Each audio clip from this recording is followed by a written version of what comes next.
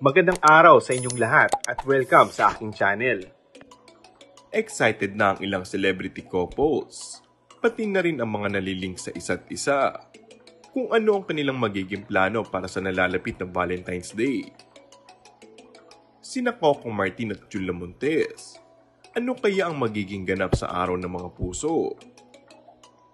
Ayaw i-reveal ng aktor kung ano ang plano niya sa mahalagang araw na ito ng mga lovers. Sabi nga nito, hindi ko pa alam kung paano ko gagawin. Basta kailangan kayanin ng schedule at alam kong pasok na pasok yun. Pero ang aktor may pahabol. Wala pa akong ideya. Pero kasi para sa lahat ng babae, espesyal talaga ang Valentine's Day sa kanila. Kwento nito.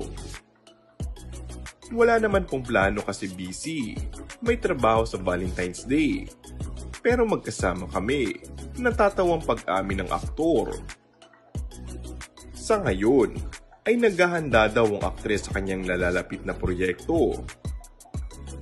Patuloy nga na iniintriga ngayon sina Coco Martin at Julia Montes, na umani pinakamatibay sa couple sa kabila ng maraming hiwalayan na nagaganap ngayon sa showbiz.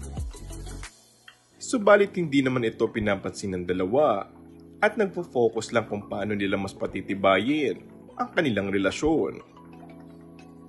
Proud namang ipinahayag ni Coco ang pagiging top trending ng kanilang teleserye na FPJ's Batang Quiapo sa pagiging number 1 nito sa buong Pilipinas. And that's all for our today's video. Kung bago ka lang sa aking channel ay mag-subscribe at pindutin na rin ang notification bell. Maraming salamat!